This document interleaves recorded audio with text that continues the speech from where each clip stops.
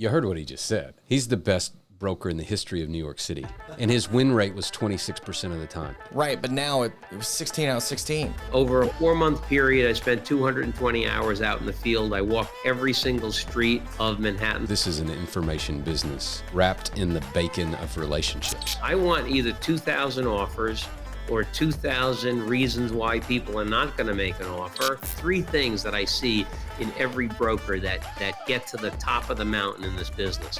Number 1, and we're adapting AI in 3 main ways. Bob, how's the market in New York City? How's the market in New York City? Well, Bo, I'll tell you, I think the New York City market is headed for the largest sell-off in history.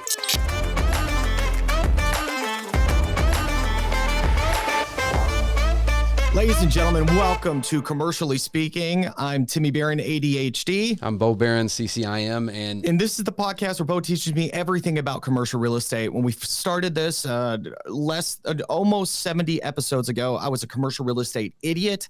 Now I know so much information that I don't need or use at all. So it's for you and you special. Yeah, Bo, we've got a special guest today, don't we? we have Bob Knakal. Bob Knakal, and well, you've got a little bio. I think everybody but you probably knows Bob Knakal at this point, but this bio is for me mainly. Bob Knakal has been a broker in NYC since 1984. Over that time, he has brokered the sale of over 2,339 buildings, having a market value of approximately $22 billion. For 26 of those years, 1988, 2014, he owned and ran Massey Knakal Realty Services, which sold more than 3 times the number of properties as the second firm in NYC from 2001 to 2014. Running the firm with a servant leadership management style, focusing on empowering everyone on the team, intensely training them and building their self-esteem, led to this overwhelmingly dominant platform. The firm was sold to Cushman & Wakefield in 2014 for $100 million. The Massey Knakal legacy is illustrated by the fact that today in the New York City investment sales market, there are 29 companies or divisions of companies that are either owned by or run by folks who learned the business at Massey Knakal. Bob is a prominent thought leader in the commercial real estate business, frequently writing about the market, lecturing on the market, and appearing on podcasts and national television shows on networks like Fox, CSNBC, MSNBC, and now on Commercially Speaking. Recently, Bob started BKREA, an investment sales and capital markets brokerage firm in New York City, which will blend best-in-class analog data sets with artificial intelligence technologies to create a new brokerage firm for a new era. Bob, welcome. Timmy, thanks so much for having me on. Bo, so great to see you, my friend. And I must say, I've never felt more like Austin Powers than I do right now. Yeah, baby, yeah. I got to say, Bob, we did a episode about 10 episodes ago where Bo was teaching me how to answer the question, how is the market? And we used you as an example, a little clip from Tripwire. yeah. We got Tripwire's permission to pull the little clip where you were describing the market. And in fact, for all those listening in live right now, let me just start off real quick. Bob, how's the market in New York City?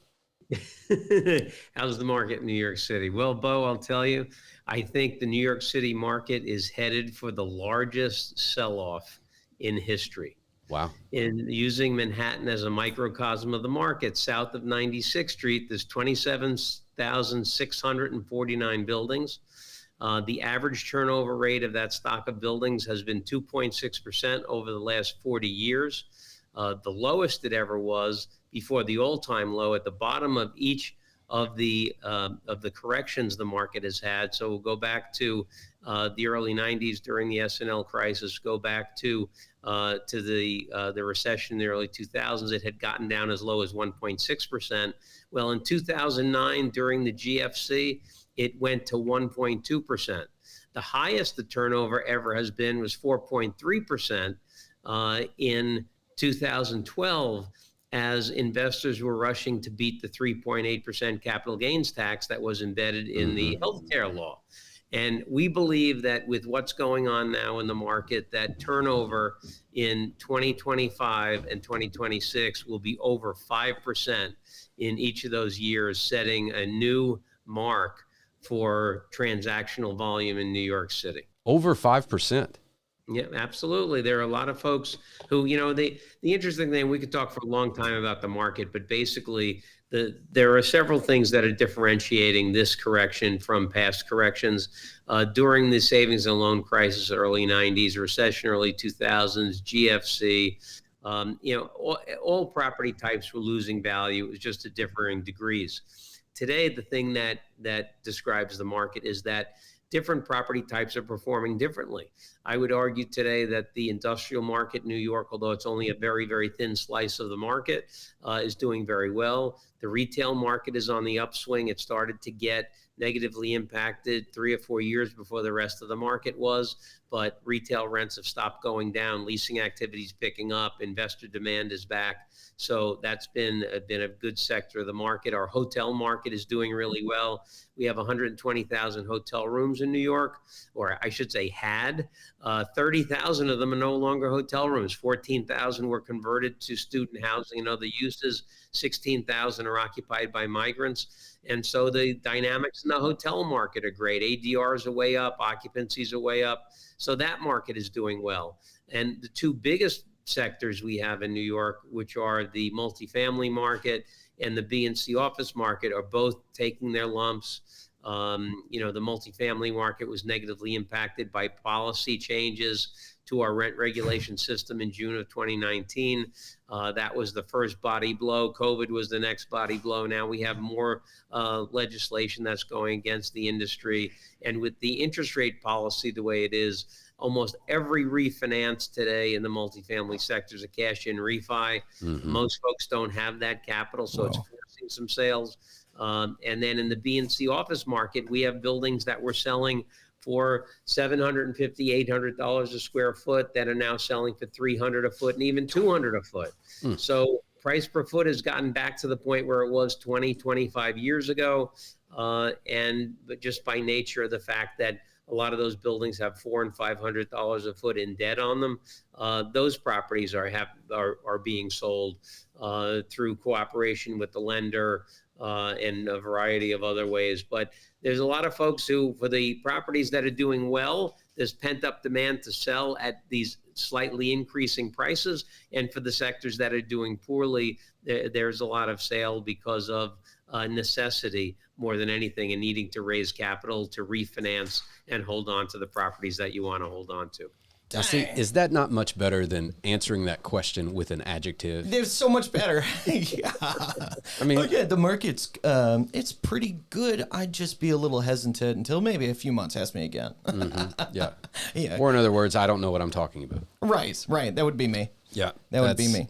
That's a great example. I did want to, and thanks for sharing that with us. I did want Timmy to hear a little bit of your origin story. Like, how did you get into commercial real estate? Because this is really unique. Like, a lot of people are like, I'm the son of generations of people that have been in the business, and some people see nice cars driven by brokers and they'll want that lifestyle or whatever. But that wasn't exactly the case for you. Like, how did you get into commercial real estate? No, completely by accident. And what a lucky accident it was. Wow. I'll take you back to 1981. A freshman at the Wharton School. Want to take over Wall Street and be the next Gordon Gekko like every other Wharton kid at the time. And spring break freshman year, I'm driving around northern New Jersey, which is where I grew up, dropping my resume off at every commercial bank and investment bank I saw, wanting to get a summer job that would look good on my resume. And I came out of a Payne Weber office, and across the hall, I see Coldwell Banker. Well, I think this place is a bank. So I go in, give them my resume. Later that day, they call me, hey, we'd like to interview you tomorrow for a summer job. I set up the interview thinking it's a bank. And again, this is 1981, so no internet. So I go to the library that morning to look up this bank.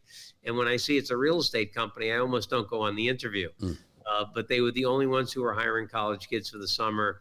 Took the job, loved it, went back my next summer to run that market research group that I had been working in. Then the third summer, I went and got my New Jersey brokerage or salesperson's license, and I was an assistant to an industrial broker in CB's Hackensack office, a guy named Tom Mullaney, who I'm still friends with to this day. And then I started with CB in Manhattan when I got out of school in '84. But complete serendipity, no intention of getting into real estate, and just by virtue of the mistake of thinking that Coldwell Banker was a bank, that's how I got into real estate. Oh my goodness. Isn't that a great story? Yeah, that's a great story. Talk about a serendipitous accident, as they call it. Yeah. That's right. Yeah. You I mean, if you went the other way and you actually did go in there, that would have been around the time of Jordan Belfort, right? Yeah, don't know. I think it might have been Wolf of Wall Street. Jordan may have come a little bit after me, but I don't know. After you? You look so young. You're so young and thanks, handsome. Timmy. No, you got a lot of salt with the pepper on this beard. Yeah. Well, look, Bob, I do have to tell you, Timmy is an actor and a comedian. He's not in commercial real estate. So over the past almost 70 episodes, over the last little more than a year, we've been teaching him commercial real estate. So if you say something that I don't think he understands, I may ask you to like pause and explain. But I did want to ask, because you've got your new firm, BKREA, you've brought on a new team. Give us a feel for what you're doing. Like, why did you start another firm? Like, you've done this before. At this point, you could ride off into the sunset. Like, why do this again?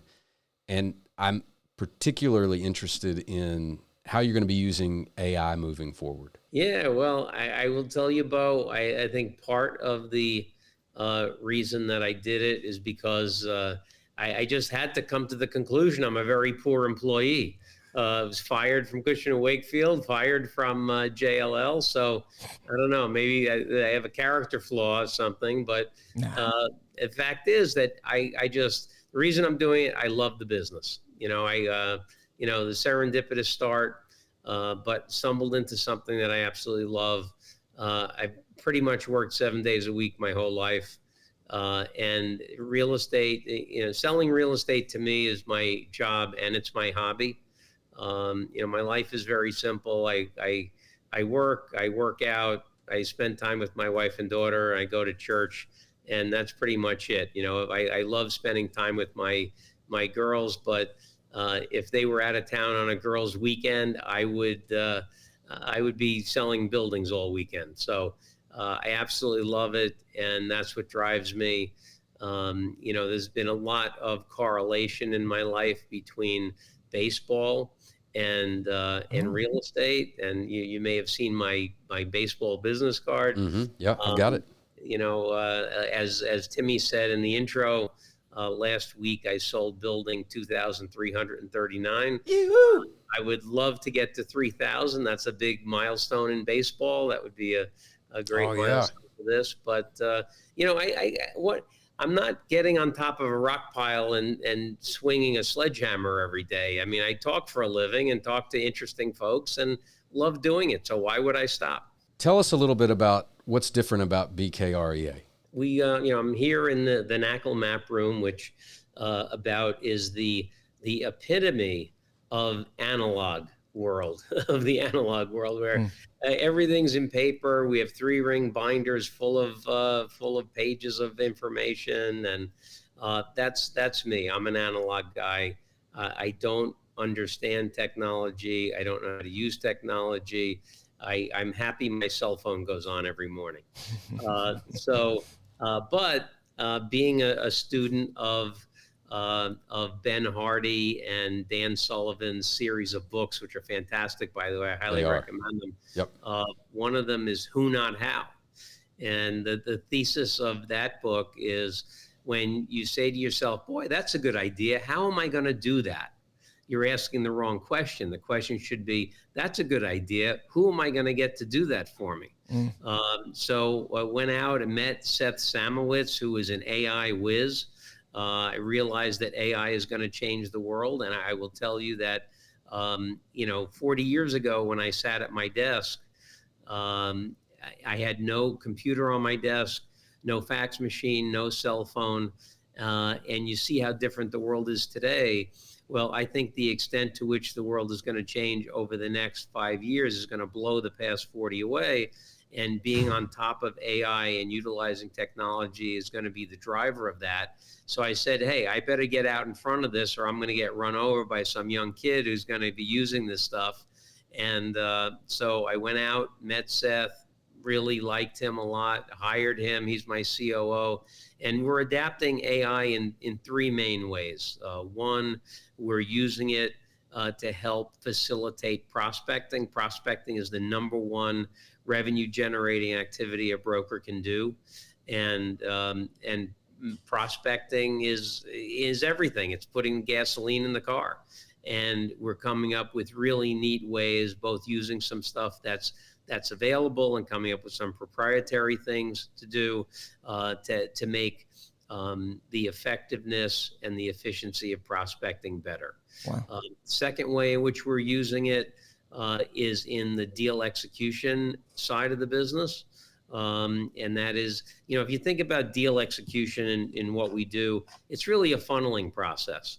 You have 10,000 people on the list. You want to get it down to the 400 that are interested. You want to get it down to the 110 that are really digging in, and then you want to get it down to the 20 or 30 that are making offers. And what AI can do is help with this funneling process, because ideally, if a broker's really doing their job effectively, and you have, let's say you have a target list of 2,000 people that you want to offer a building to, I want either 2,000 offers or 2,000 reasons why people are not going to make an offer, or a combination of those. Mm-hmm. And so AI is helping us get to that point. And I think to the extent, if we went to 2,000 people and got 100 bids and 1,900 reasons why people said, I'm not going to bid, that to me is the ideal execution that you could possibly give a client. So on the execution front, it's really helping. The third way that we're using AI, which I think is probably has the absolute most potential, can be the most powerful, but yet is going to be the most difficult for the industry to use, is in data interpretation. And I say that because absolute numbers are almost meaningless when you look at real estate statistics. For instance, if I tell you that in 2019, there was $26.3 billion of investment sales volume in Manhattan, you don't know what the heck to think about that number. Well, there's no context. Yeah, especially Timmy, you're not a real estate guy. Is that a good year? Is that a bad year? Is it ugly? Is Clint Eastwood going to tell you whether it's good, bad, or ugly? That's all the things I was thinking. Yeah, so what matters, if I tell you that in 2015, at the peak of the market, there was $57.4 billion in sales volume. And if I tell you in 2020, during COVID, it dropped to $11.1 billion, all of a sudden the 26.3 billion starts to have some feel to it. You grasp what that kind of means. And in the same way, when you have a data set within real estate, the absolute numbers don't mean that much. It's the relationship that any one number has to the numbers that came before it and the numbers that came after it. Yeah. And most people in the industry rely on third-party data. I'm not a big fan of third-party aggregator data because the way that they collect data is a little suspect. But I think if you were able to procure and curate your own data set, that is a big head start. But very importantly, you need to use the same methodology for determining things consistently throughout the life of that data set. So for instance, if I ask you to come up with a cap rate, how are you going to do it? Are you going to use trailing 12? Are you going to use forward 12? What do you do with vacancies? Are you making projections? What kind of projections are you making? What's your stabilized vacancy factor? You look at all these things, and to the extent one person has one way of doing it, another has another way of doing it. Right. If you had a building with 10 apartments above a retail store, do you call that an apartment building? What do you call it, a mixed-use building? If you say, hey, there's a store on the ground floor and residential above, that's a mixed-use building. Well, let me tell you something. The Empire State Building has stores on the ground floor.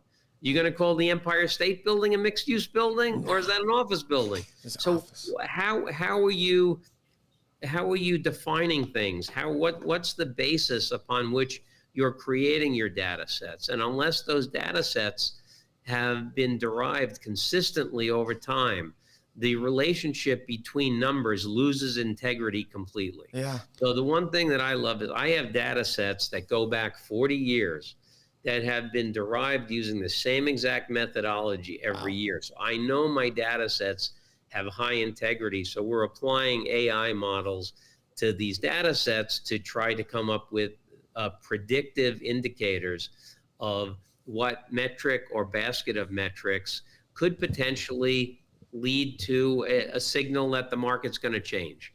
So, it's a very, very exciting thing. We're on the brink of coming out with a bunch of reports that I think are going to be very, very insightful about what's happening in the market. We were just talking last week about the difference between usable and rentable square feet when it comes to office. Right. And how when you go out to the market and you ask for proposals from landlords, like some of them will quote on rentable and some will quote on usable. And that's, I think, a little bit of an example that we used last week. It points back to what Bob's saying about the integrity of the data and how it's just the collection of it can be so different that if you don't do it yourself, how much can you really trust it? Right. Right. That's one thing. If there's one thing I've learned in commercial real estate is that everybody has a different name for something else. Yeah. So consistency is really important. And, it was interesting. Many years ago, there was a Wall Street guy that became very, very involved in the commercial real estate business here. And he had talked early on, he talked about creating an index so that office tenants and office landlords could hedge movements in the market. And my immediate thought was there's no way anybody could ever do that because a square foot in SL Green's portfolio is actually a different size than the square foot in Vornado's portfolio. How are you calculating, what is the actual size? What's the actual gross? What's the actual usable? What loss factor are you using? It's really a very, very interesting thing. We have buildings in New York where the land size is 20,000 feet. You have 20,000 feet of land, and a full floor could be 22,000 rentable feet. And the buildings don't go up and out over the street. They can only go straight up. So, but that is a very unique thing and something that is part of what the office sector is like. And it's a very, very illustrative example of how the method that you use to calculate things can make a really big difference. Well, you mentioned the map room before, and you're in it. We can see it behind you. But Timmy, you don't know what the map room is. No, I mean a room of maps. Yeah, well, Bob, would you mind sharing with Timmy and our listeners exactly what the map room is and how did you create it? Sure, absolutely. Well, big part of my brokerage practice has always been selling land. And land in New York City, it's not like we have rolling pastures of land. Right. No, that's us. Most of the time it's, you have a bunch of little buildings that are 100 years old and you knock them down and you create a vacant parcel upon which to build a new building. But in that practice, a big part of figuring out what a site is worth, you need to know what the competitive set that's under construction is looking like. And remarkably, for as big and sophisticated as this market is, there was very little available in terms of what the development pipeline looked like. the most robust set that really exists was from residential companies who produce reports about the condo pipeline. But one firm would say there's 9,000 units in the pipeline, and the other great firm would say, oh, there's 6,000 units in the pipeline. So I'm like, how can they be so different? If I'm walking in front of a building and I see that it's under construction, I know it's under construction.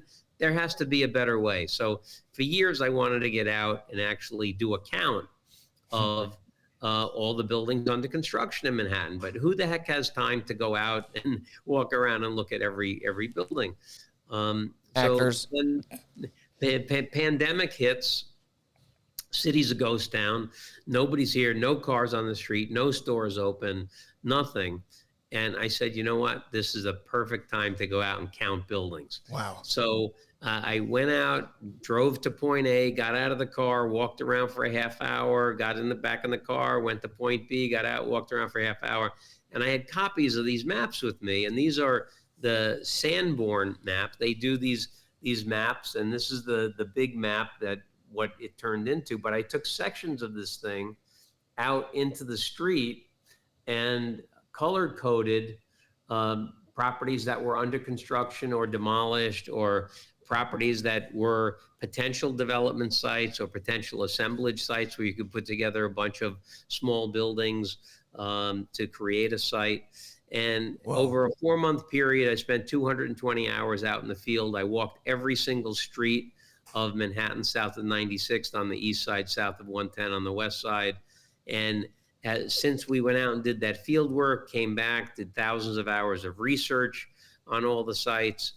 Since then, we've tracked every demolition permit, foundation permit, and building permit the city has issued. So we have the development pipeline now. When there was no information about what was being developed, we have disaggregated all this data into 5 buckets: residential rental, apartments, condo, hotel, office, and a miscellaneous bucket. And we have the development pipeline down to the square inch. Wow. And for each of those buckets, we have looked at we have 3 different categories. We have pending. So a developer buys a site but hasn't started building it yet. It goes into the pending bucket. As soon as they get a construction loan and they're going to start moving dirt around on the site, it goes into the active bucket. And then for each of the buckets, there is different threshold that will move it from actively under construction to completed. So we know more about the development pipeline in Manhattan than anybody else. It has allowed us to more accurately determine the value of land, because we know what the competitive set looks like. You know, over the course of my career, I've had about a 26% win rate on pitches that I've given to potential sellers. I've done 16 pitches in the map room. I've gotten 16 exclusives. And I know I'll lose one at some point, but so far it's been working pretty effectively for us. That's phenomenal. So you heard what he just said. Yes. I mean, he's the best, in my opinion, and what do I know, but it's still my opinion. Yeah. He's the best broker in the history of New York City. Yeah. And his win rate was 26% of the time. Yeah. That's really good. Right. But now it was 16 out of 16, right? Yeah. It was phenomenal. And that's, man, when you've got the data, and that just kind of, in my opinion, proves this is an information business wrapped in the bacon of relationships. Yeah. You know, and wow. And if you know the data and you've got the relationships, you can absolutely dominate a market. Yeah. Regardless of what the market is. And yeah, Bo, I've always said that it's not the real estate business. Mm-mm. Commercial real estate brokerage is the information and relationship business. The real estate just happens to be the thing that the information is about. But it is not the real estate business. It's information and relationships. Yep. Well, look, I know you've just got a few minutes left to the top of the hour, and we've got some viewer questions. Yeah, there's a couple questions, and one of them was with what you were just talking about. Richard Gonzalez asked, how do you get 22,000 square feet on 22,000 of dirt? Or 20,000 square feet of dirt. Yeah, right. Because there is a concept called loss factor. And the loss factor is something that is supposed to equal out the difference, whether let's say you have a big 20,000 foot floor, and in one building, the corridor is 5 feet wide, and in one building, the corridor is 15 feet wide. And on one of those floors, you have two lavatories, and on another one of the buildings, you have 4 lavatories. There are different, the gross might be the same, but the usable might be very different. So to try to compensate for the folks who have less usable space or more usable space, there's something called loss factor, which is supposed to try to theoretically equate the square footage that you actually can use. And on a full floor, are you using the common elements for you? If it's a multiple tenant floor, it's not just yours, it's only a part of it is yours. So this concept of loss factor was created, and basically it is really, really hard to get your arms around it and conceive of what it is, but it's a way that's supposed to create an apples to apples scenario, but it really doesn't work that way. Yeah. It's kind of the opposite of what we were calling the load factor when we were talking about the difference between usable and rentable. Yeah. Yep. Right. Well, here, you want to really blow your mind. Please. So, a lot of people are looking at converting these older office buildings to residential. Mm-hmm. Well, in office buildings, you often have a rentable footage that's higher than the gross. Like, let's say the building's 100,000 square feet, and you use this loss factor concept, and in a 100,000 square foot building, you have 118,000 rentable feet, right? But if you convert that building to residential, the loss factor works the opposite in residential. You deduct the loss factor from the gross to get the rentable feet of residential. So in that 100,000 square foot building, if you had a 20% loss factor, you have only 80,000 feet of rentable residential space. So the dynamic is not what is a 100,000 gross square foot office building valued at compared to a 100,000 gross square foot of residential. It's what's 118,000 square foot office building worth versus 80,000 square feet of residential rentable. So that's really, you take that into consideration, it impacts your economic feasibility dramatically. Wow. Yeah, blew my mind. Yeah. Speaking of COVID, Richard asks, in hindsight, was the CRE market players over-dependent on the extremely cheap money, the ones issued by the Fed after COVID, and now funds are getting back to normal rates? The cost of funds. Yeah, no, look, I think that interest rates are key to the way the real estate market functions. And when rates go up, it doesn't necessarily mean bad things for the market, because even if interest rates go up, cap rates can go up, but if they're going up because you have tangible traction in the economy, your NOI on the building might go up, so you actually could end up with a higher value even with a higher cap rate. But 100% of the time when rates go down, it's very good for real estate, and people go bonkers. They go crazy. So I think if you look at the fact that the housing market collapsing in 2006, 2007 was caused by rates being too low for too long, creating a bubble in the market.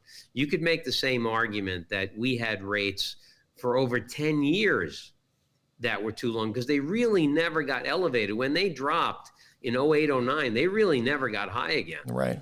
We had this long period where rates are too low. People lose sight of the fact. I don't know what it opened up at today. I've been swamped with stuff. But yesterday, the 10-year opened at 462, right? The average 10-year treasury over the past 50 years has been 5.4%. So we're still below average and everybody is complaining. Yeah. So I think we've kind of lost sight of what a normal market is like from an interest rate perspective.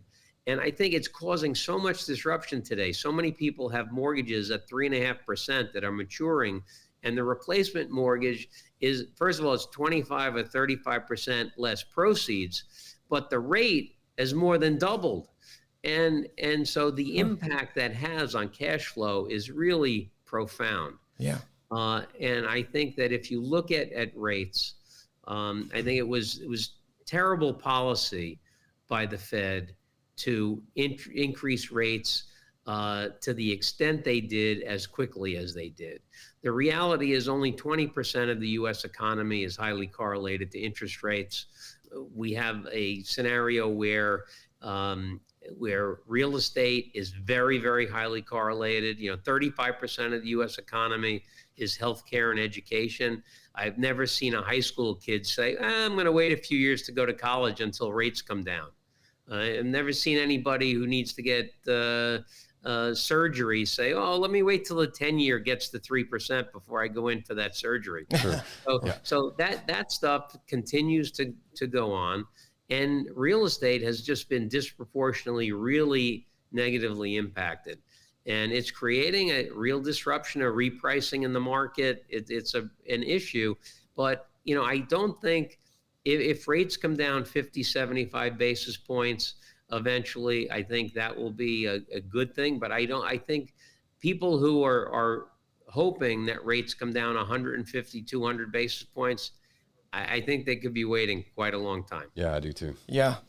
Well, can we do one more, like a 1-minute answer on this one? Sure. Okay, great. This is from Cole. And other than like walking into a building you thought was a bank, what advice would you give a college student getting into commercial real estate brokerage and trying to get into a high producing team? Yeah, very, very, very good question. I always tell young people, you want to get into real estate. That's like saying, I want to eat something. Right. It's like, what the heck are you talking about? There's a million different things. Do you want to be an investor? You want to be a developer? You want to be an analyst? You want to be an appraiser? You want to raise equity for people? Or do you want to be a broker? Let's say, okay, I want to be a broker. Well, that also doesn't really narrow it down. Do you want to lease office space? Do you want to rent stores? Do you want to, raise equity for people? Do you want to be a sales broker? You want to be a sales broker? What type of building do you want to sell? Where do you want to sell that building? There's a million things. So my advice to young people is expose yourself to as many aspects of the business you can and find what you really, really like, what you're passionate about. The 3 things that I see in every broker that get to the top of the mountain in this business. Number 1, they're an expert at one area of the business. Number 2, they have tremendous passion for it. Number 3, they use discipline really well. So that passion part of it is so important because the market always has been, is, and always will be cyclical. There's going to be down times in the market. And there's going to be times where you just have bad luck. You're going to have 3 or 4 deals fall apart through no fault of your own. And that takes intestinal fortitude to get through. And it's the people who really, really love it that will love it enough, have enough passion to get through those tough times and make it to the times that will get better, which inevitably they will. So I think find the thing that you really, really love. What excites you about the business? I like selling buildings. I thought it was cool. Find out what drives you. And then, in business, don't pick a job because you think you can make a lot of money. Pick a job that you love doing. And in business, if you get to the top of any area of business, you're going to make a lot of money. So don't let the money rule the decision-making process. Let passion rule the decision-making process. And, that'll put you in a great position to take advantage of the many, many great things that this business affords you. Yeah. You're a great example of that. And I say the same thing to actors. I mean, it's the same thing. You go through all these times where it's just like, there's nothing happening. Why would anybody go into that? Something I'm so glad my dad understands. Because I know so many parents are like, oh, you're going to go make how much? Before we let you go, there is, and Cole asked that question, that last one, great answer. In the TV show Owning Manhattan, episode 2, Ryan Serhant mentioned someone by the initials BK. Is he referring to Bob Knakal? I don't know. You know what? I have watched every episode. Ryan is a great friend. I greatly admire him. I think he's one of the smartest guys in real estate. I know I was on the third episode. They had the third episode had quite a bit of coverage from the Red Awards, which I'm involved in. I'm as the MC for the Red Awards, so I got a little camera time, and you hear my voice a bit. But I don't recall hearing BK in the second episode. Now, Timmy, what I'm going to have to do is go home and watch that episode again tonight. Yeah, you are. Yes, you are. Well, Bob, before we let you go, do you have anything else? Yeah. Oh, I've got 50 other questions. I know. We'll have to have you back. Maybe next time when we can get you back on some other time and go a little deeper in some of this. But thank you, Bob, so much for your time. We know how valuable it is. Yes, and absolutely. It's been a real pleasure to have you on here, and especially doing it live where we actually had an audience here, which was cool. There's 28 people watching. That's huge for our first live. It's pretty amazing. It's pretty amazing. Where can people connect with you or follow you? What books can they buy? On all the major social media platforms. Follow me, or you can feel free to email me, bk@bkrea.com.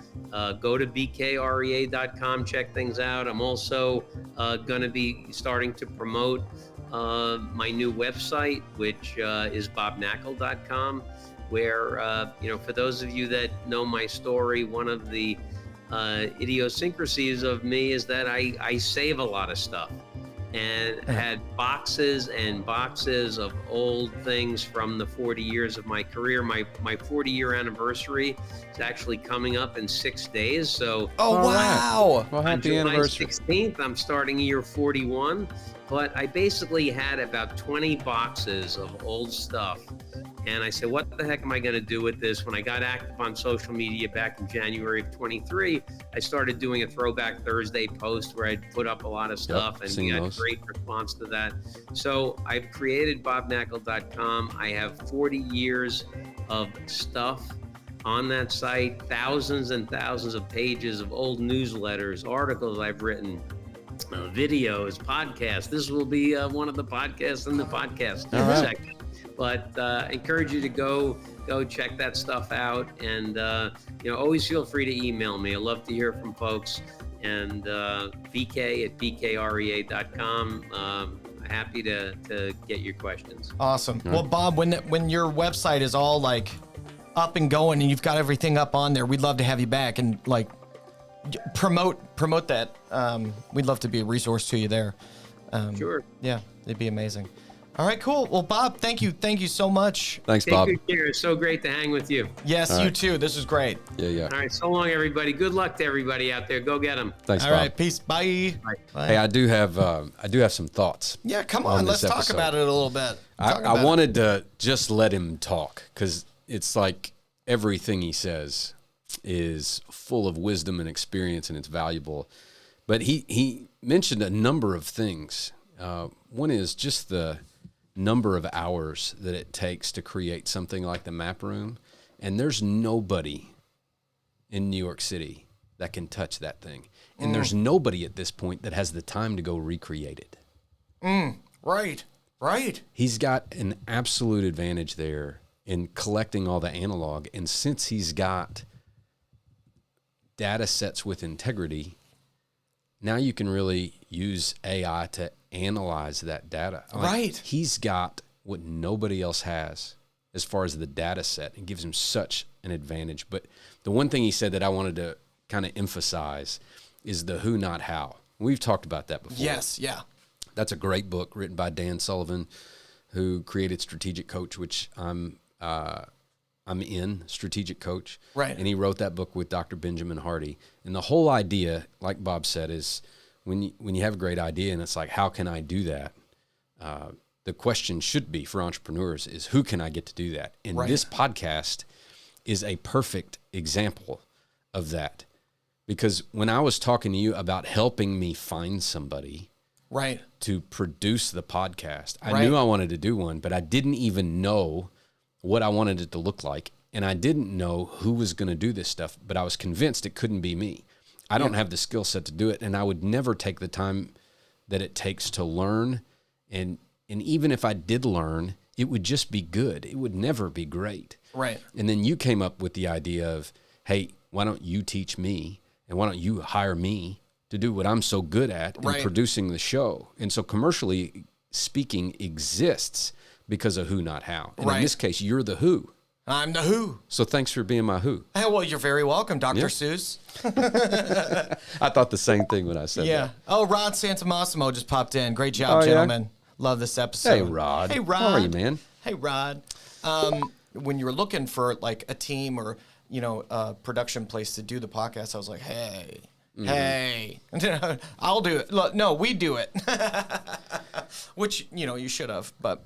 Well, there's two things I want to leave people with here. Okay. One is, we've mentioned it a couple times, that who, not how. If you haven't read that book, go get the book, read the book.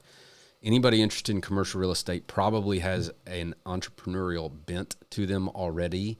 And this book will, in some ways, free your mind to imagine what's possible if you don't get stuck in the I have to do it all. Right. It's like the anti-rugged individualist book, right? Because the big hurdle that so many entrepreneurs have to get over to build a team in the first place is I'm the only one who can do it well enough to do it. Right. Yeah. And that holds so many people back. You end up being your own cap on your growth. So I would highly recommend, and we'll put a link to that book in the show notes.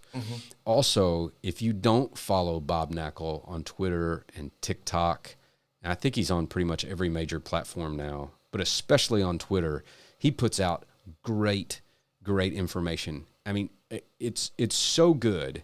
If you just follow Bob on Twitter, after a while, it will feel like he's a virtual mentor for you. Wow. Like he just shares what he's done, how he's done it, what's going on, information on the market, links to articles he writes and podcasts he's on and videos. And it's just great information. It's a treasure trove of how to be better at commercial real estate. And so that's great. I would recommend you definitely follow him. Follow him on X. I want to give a shout out to everybody in the chat that's left comments here. I want to give a shout out to Richard Gonzalez. We've shouted you out before.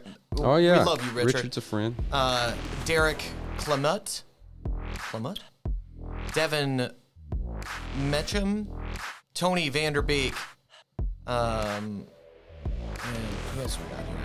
Well, we got Andrew. Cole. We got Andrew. And, of course, Rod Santamassimo. Thank you all so much for being here. If you enjoyed this live, we want to do more lives. And they're just going to get better and better. And Bo, we did lost your audio, but I think we still got we lost your video, but I still think we got your audio. Oh, thank you. Hey, great live. If y'all want to see more lives, we are toying with the idea of just recording our doing these recordings live before I edit them and put out the polished piece on all the podcast platforms. But if you'd like that, please let us know. But they are great show, great episode. Thanks, y'all. Do more live, says Rod. All right, cool. Done. All right. We'll get better and better. And thanks for helping us out at the beginning with the echo. They had our back. And if you all are not subscribed to our channel and you're watching this right now, please hit subscribe and share this. That helps us out a great deal. All the comments are great. We will do more lives. If you want to know when our next live is, we will post it on our YouTube. We're going to try to do lives across as many platforms as we can. And so if you want to stay up to date with everything that we got coming out, the things that we are working on, as well as articles that Bo read that are about business, real estate, more productivity, everything, you can go to subscribe.wgbarron.com. That it's right underneath this video right now. You can click that link and you'll get an email once a week, Thursdays. It'll show you one of the latest episodes as well as those articles and keep you up to date with what we're doing in lives. But hit subscribe on there, and then of course if you listen on Apple Podcasts, if you just click on our name, so it takes you to the Commercially Speaking page, scroll down past a few episodes, you will see our ratings and reviews. If you could leave a review, that would mean $100. I was about to say $1 million to us. But I mean, that's just a huge way Timmy to get is back. not promising to cut you a check for $100, but No, it that's what energizes the show on Apple Podcast, and it helps their algorithm spread, and so more people see it. So the reviews really help, and we'd be grateful. Yes. Yeah. And I think as far as that goes, that's it. That's it. Thanks, guys, for hanging on. It was great having an audience for this one, and we'll have more soon. We'll have more very, very soon. Thanks. We'll see y'all next Monday or whenever the next live stream is. That's right. Just tune in, check back. I love you, brother. Love you, man. Bye, Alice. Bye, Alice. Is she still here? Yeah, she's right there. Yeah, there we she got a bye. is.